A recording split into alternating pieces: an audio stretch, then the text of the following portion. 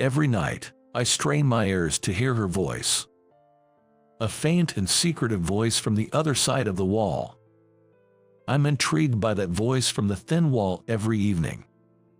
What kind of secrets is she hiding? Ah, look, I can hear it faintly again tonight. I press my ear against the wall to listen to her secretive voice. My name is Chris, and I'm turning 28 this year. I work for an IT startup. I chose this company because I was impressed by the CEO who founded it. He started the company when he was in college. In no time, he rose to the top of the industry. Of course, he's good at his job, but I think his charismatic nature is what really draws people in. I would say that he is a people person. When the CEO convinces you of something, it's hard to resist. I looked up to him. Someday, I wanted to start my own company, just like him, and rule from the top. That was my goal. I've been working hard, and people inside the company think pretty highly of me. Even outside, a few folks recognize my name. I'm always grateful because I feel the CEO favors and supports me. Then one day, the CEO personally called me in. I thought he had a new job for me, so I kept my spirits up before entering his office. After knocking, I heard his voice saying, "Come in." With a large window behind him, the CEO sat looking confident. I thought, man, he really does look cool. "Chris, I have a job for you," he began without any preamble. "If it's something I can do, I'll give it my all," I replied. The CEO seemed pleased with my response. Of course, he probably never expected me to answer any differently. "I think everything's going just as he predicted. I want you to get married." I was taken aback by the CEO's words. For a moment, I couldn't comprehend what he just said. It's a fake marriage, just for a year or so, and of course, you can't get involved with the woman. If you can manage this, I'll give you the position that you want. While I was still in shock, the CEO began to lay out the conditions of the task. I understood that if I maintained this fake marriage for a year, I'd get the position I desired. "It's a task only you can handle. Will you do it?" he said with a solid tone. Didn't expect any refusal. I doubt anyone in the company could stand up to the CEO when he's this determined. "Understood. Who's the woman?" I replied, trying to stay as calm as possible. The CEO then made a call to summon someone. Since it's an internal line, it means the woman is an employee at our company. I had a hunch at this point. There's been talk of a woman rumored to be the CEO's mistress within the company. Of course, the CEO is a married man. I'm just being used as a diversion. "Excuse me." After a polite knock, the person who walked in was just who I had suspected. An accountant named Catherine. I believe she's about a year older than me. For an IT startup employee, she's quite plain and unremarkable. I can only recall having brief, business-related conversations with her. "Chris has agreed to everything. Catherine, you'll marry Chris." At the CEO's words, Catherine quietly nodded. She looked at me, tilted her head slightly, and said, "Pleased to be working with you." I couldn't read anything from that expression. It wasn't emotionless, but I couldn't tell what she was thinking. That's how I ended up as the guy who won the CEO's mistress after a secret office romance. I thought the fake marriage would be just about living together, but we actually got legally married. Couldn't fool the HR department. The CEO provided a new apartment and furnished it entirely for us. It's a marriage with all the bells and whistles. I've decided to keep it a secret from my parents for now. I'll just wing it if they ever find out. It'll be just a year. They probably won't hear about it in my hometown out of state. The CEO's order was to divorce after about 6 months to a year. Probably when his wife's suspicions clear up.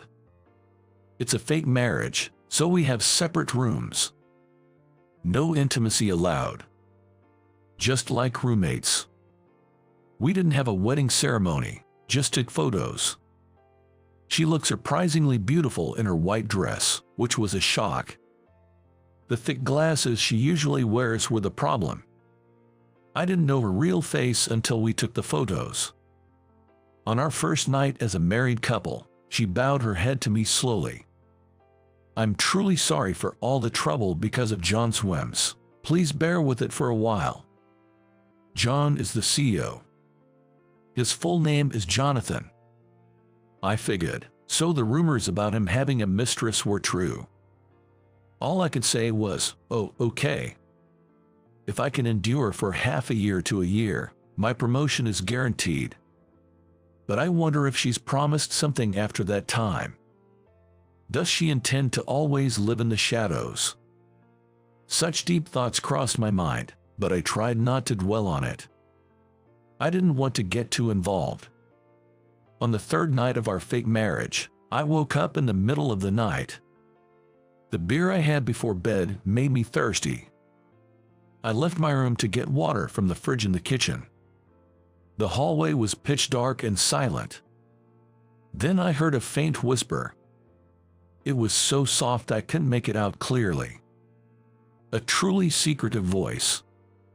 It took me a moment to realize it was Catherine's voice. Because the voice was so unbelievably gentle, speaking softly with someone, while occasionally laughing. John, don't laugh too much or he'll wake up. It seemed Catherine was on the phone with the CEO. Currently, it's 2:30 in the morning. They sure seem like they're sneaking around. I tried my best to walk down the hallway without making any noise. I didn't want to rudely interrupt their moment. Playing the role of a husband in a fake marriage is no walk in the park, I sighed. I eavesdropped on Catherine and the CEO's whispered conversation through the thin wall. I know it's ethically wrong, but this has become a habit of mine. Catherine and I continued our fake marriage. We barely talk, even when we're both home. It's not out of boredom, but I'd like to dip my toes into their secret world every now and then. Maybe I could find some weakness on the CEO. Information is power in this world. The more you know, the closer you're to winning. Tonight, the two of them started their whispered conversation again. Through the wall, I could hear Catherine's voice, full of compassion. Of course, I couldn't hear the CEO's voice. However, her comforting words seemed to be constantly cheering him up, and they also healed me.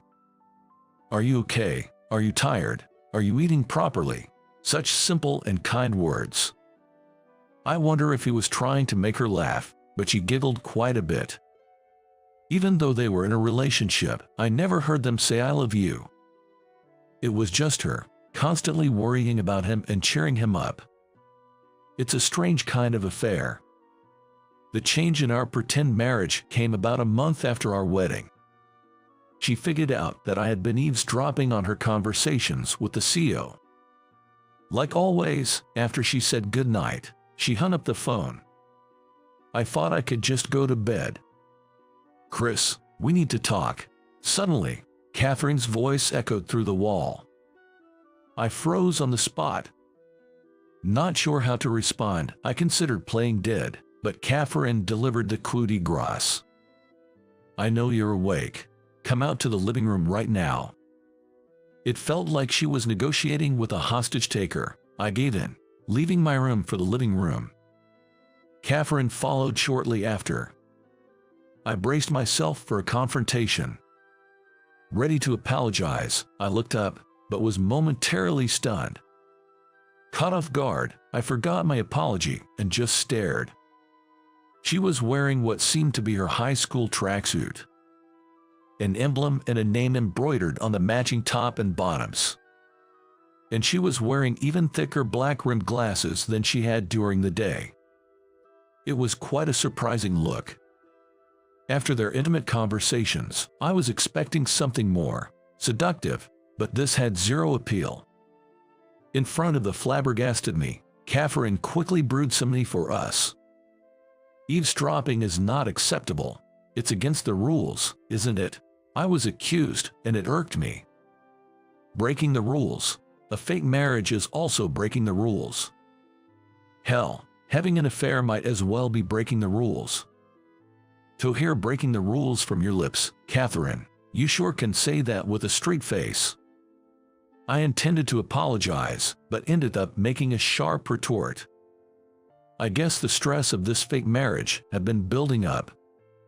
It's not entirely Catherine's fault, but I felt like all the blame was on her. I greatly admire the CEO. The CEO is not at fault. I'm well aware this is a biased opinion. I follow my own rules. She said it so firmly that I was left speechless. She gestured for me to sit on the living room couch. I sat in silence, facing her directly. It was the first time I'd really looked at her since this fake marriage began. Please, no more eavesdropping. It's an invasion of privacy. Hearing her straightforward point triggered me. I did agree to this fake marriage as a part of a deal with the CEO. They probably see me as a pitiful man who was lured by ambition. Perhaps I'm even looked down upon. Realizing this, I felt a mix of shame and unreasonable anger. I wanted to unleash all of my anger onto Catherine, who sat in front of me with a composed look. My clenched fists trembled with rage. "Don't you have anything to say?" Her matter-of-fact tone made my restraint fly out the window. "What? Who do you think you are, acting all high and mighty while being the CEO's mistress? Without this fake marriage, you wouldn't even have a place here." I stood up abruptly, but she calmly looked up at me, lifting her chin just a bit. There was no emotion on her face. It seemed my words didn't get to her at all. "You probably laugh behind my back, thinking I'm a lowlife for accepting such a ridiculous deal for my own advancement, right? Pathetic." Ranting on, I was practically full with rage. This fake marriage made me despise myself for the first time. I feel like such a fool. Indeed, all the words that I lashed out at Catherine were what I wanted to hurl at myself. "You should be proud of yourself, Chris. You accepted the dirty job based on your beliefs. There's nothing to be ashamed of," she said, looking me straight in the eyes. From her tone and sincere expression, I could tell she wasn't just trying to console me with empty words. Her words deflated my anger instantly, and I was taken aback. "Chris, you're a man of conviction." Feeling weak in the knees, I sat back on the couch. How did she know exactly what I needed to hear? "I'm sorry. I took out my frustrations on you. When I think about it, Catherine is also a victim of the CEO's ego." Seeing her serious face, I began to calm down. "You've heard the rumors about me and the CEO, haven't you? It seems his wife found out about them." Catherine explained everything step by step. I hadn't heard any details from the CEO. She took the initiative to talk to me, thinking it would be stressful for me in such a situation. It seems the CEO had Catherine and me enter into a fake marriage to deceive his wife. If we went as far as getting married, suspicions would naturally be cleared. It's apparently a matter of patience until his wife lets her guard down. "Can I ask you just one thing, if I can answer it?" I posed a question that had been on my mind for a long time. "Are you the CEO's mistress?" There are indeed rumors in the company that the two of them are in a romantic relationship. But that's based on minor things, like seeing them walking closely together or meeting privately. There's no concrete proof of a romantic relationship. I wanted to clear this up. Catherine looked slightly troubled by my question. She seemed to be pondering the best way to answer. Opening her mouth, then closing it again, she hesitated. "How can I put this to make it clear to you? I'm not sure if I'd call it a romantic relationship. However, I do feel that the CEO looks out for me. I felt there wasn't a trace of deceit in her carefully chosen words. I realized she responded sincerely to my question. I see. Thank you for sharing. Here's a suggestion from me. Since it's a fake marriage, why don't we try to enjoy it a bit? What? Catherine looked genuinely surprised by my proposal. I've never seen her with such a shocked expression. She looked adorable, like a surprised squirrel.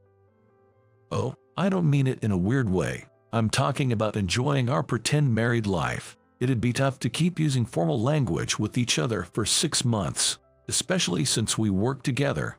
Being distant might come off as odd, don't you think? Catherine listened to my pitch with a tilted head. Then, with a chuckle, she extended her right hand. Well, let's make the best of it, shall we, husband? When I shook her hand, it was small, and it gave me a slight thrill. Ever since that night where we had an honest conversation, the distance between Catherine and I has been rapidly shrinking. We commute together, and I eat the lunch she prepares for me. When one of us has to work late, we let each other know. Whoever has more free time handles the chores. Living together, you get to see sides of her you wouldn't have known at the office. Like how she burns her tongue easily or hates mushrooms. Or how she's not the best at folding laundry. Or how she dreams of adopting a kitten from a rescue center. I love watching her laugh out loud at comedy shows by my side. But that's where my exclusive time with her ends. Late at night, she gets calls from the CEO. Whenever the phone rings, she retreats to her room for a private conversation with him. I feel completely left out. Every day, the nights feel lonelier, and it bothers me. The CEO remains unchanged. He treats both me and her the same way as before. I was getting a bit irritated by his attitude. Did he really trust her, or did he not think for a moment that she could fall for me? By the time half a year had passed, I realized I was in love with Catherine. But in her heart, there was only room for the CEO. I was fully aware of that. Yet, I couldn't let go of that slight hope. I was told that this fake marriage would last between 6 months to a year. I was surprised at myself for wishing this life would go on forever. Time has passed and it was halfway through our fake marriage. Catherine and I had a rhythm going, understanding each other's likes and dislikes, much like a real couple. On weekends, she joined me in my passion for outdoor activities, even trying camping for the first time. Now, she's eager to try solo camping. Lately, we've spent every weekend shopping at outdoor stores. For me, I've become a fan of the tea she brews after meals. She looks so dignified and beautiful, gracefully preparing her tea. When I expressed a desire to learn the art of tea making, she introduced me to a class, and now we attend together. After our tea class, we always grab some burgers together. She gets as excited as a child when I take her to a new tasty spot. I wish this happy life would continue forever. Just when I started to wish from the bottom of my heart, something happened. At my office desk, I was occupied with loads of work. Today, I had plans to dine out with her. There's no way I could work late. That's when I spotted her, sneaking between the desks. In her hand, she held an envelope and a list. Probably collecting money for some occasion. Whenever there's something to celebrate or mourn at the office, Catherine, being in accounting, collects the funds. It was a familiar sight. "I'm sorry for interrupting your work. I'm here to collect some money." She stood next to my desk. "Is someone getting married, or did something unfortunate happen?" I asked her while searching for my wallet. I could sense a hint of tension in her posture. She was behaving differently, so I looked up. Her face was as expressionless as always. But now, I could tell. She was desperately hiding her emotions. The CEO's wife is pregnant, so it's a celebration. My hand jerked in surprise, dropping my wallet. Coins scattered on the floor with clinking sound. The CEO's baby butt. Catherine bent down to carefully pick up the coins. Well, the CEO has been married for 5 years now. It's about time, right? It's wonderful news, she said flatly, placing the coins gently in my palm. I'll come back later to collect. Take your time, she said and left, her retreating figure looking smaller than ever. Watching her back, anger towards the CEO welled up in me. He tricked Catherine, pretending to be loyal to his wife. All the while, Catherine had been waiting for him. What's the point of our fake marriage? I was suddenly filled with resentment towards the CEO. I need to talk to him. I headed towards the CEO's office. Just as I was about to knock, the CEO's secretary opened the door. He looked surprised and said, "Perfect timing." Apparently, he was about to call me. Nodding to the secretary, I entered the CEO's office. The CEO seemed just as I remembered him. Recognizing me, he gestured for me to come closer. "You've worked hard till now. I've arranged the position you wanted. The fake marriage is over," he said. Then, he handed me something. A name tag with a new title on it. Among my colleagues, it was an unbelievably rapid promotion. It was everything I had aimed for since joining the company. Aren't you going to be more excited? Now you can finally date freely. Plus, with this position, you'll have your pick of the ladies, right? The CEO teased. However, his eyes aren't laughing. You're no longer needed. I'll be taking Catherine back. Anger surged as the words left the CEO's mouth. Catherine isn't an object. The way the CEO casually mentioned taking her back infuriated me. Isn't she free to live her life? Do you plan on keeping her trapped and making her suffer forever? It was the first time I'd ever stood up to the CEO. But I felt that I had to say something. Pretty noble words coming from a guy who faked a marriage for a position. The CEO laughed sarcastically, looking at me with disdain. I might have been intimidated before, but not now. I took a deep breath, steadying myself. I don't need this position, because I have no intention of divorcing her. She's already my wife. Staring down the CEO, I blurted out my words. The CEO frowned in displeasure. Who do you think you are? You think you earned this position by yourself, and that you can have Catherine too? Get over yourself, the CEO yelled at me. The usually composed CEO was yelling. If you won't divorce, you are fired. Can you really give up the position you wanted so desperately? You've always been so ambitious. The CEO and I locked eyes, tension filling the room. Then, without a knock, the door to the CEO's office swung open. John, don't my feelings matter to you? It was Catherine. Her face wasn't its usual expressionless self. Her face crumpled, tears shimmering in her eyes. Catherine, could it be you too? The CEO's voice hardened at Catherine's expression. I won't divorce. I no longer need your protection, John. You have a duty to make your wife happy. With that, she turned and gave me a smile. I was taken aback and speechless. It was the first time I heard her true feelings. Chris respects my freedom. He teaches me new things and tries to share the same view as me. I don't want to wait anymore for what's to be given. The CEO, after hearing her words, slumped into his chair and holding his head. What did I do wrong? You said you wanted me to wait, so I did without laying a hand on you. I even proposed a fake marriage to protect you. What did I do wrong? Are you abandoning me too? She seemed to chew on the CEO's groaning words. John, you have to realize, I'm just a convenient little sister figure for you, right? It's also hard for me to continue deceiving you with kind gestures. The CEO looked up at her, his eyes resembling those of a forsaken child. She wore a compassionate smile. I will become Chris's wife, a real wife, through sickness and old age, always together." She smiled, and I nodded strongly. Our hands clenched tightly, hers responding with a gentle squeeze. "Thank you for everything, CEO." I bowed to the man I'd always admired. "Both of you, get out. Don't show your faces again. Leave the apartment as soon as possible." Energetically, we replied, "Sure." As we exited his office, we heard the CEO's muffled cries from behind the door.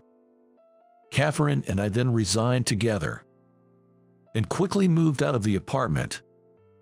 "I'm glad that it was you that I married for the fake marriage." She said this as we left the building. "Let's look forward to starting today." "The pleasure is all mine, my sweetie," she whispered into my ear, making me jump. I blushed, covering my ears, and Catherine burst into laughter. It seems Catherine always had the upper hand. I had a feeling I'd be under her thumb, but I thought it would be fun as long as I'm with her. I may have lost the career success I'd dreamed of, but I gained something much more precious. I believe I'm the real winner in life. I will make you happy, no matter what," I told her earnestly. She laughed and said, "I'm counting on it. I'm willing to bet my entire life on meeting her expectations."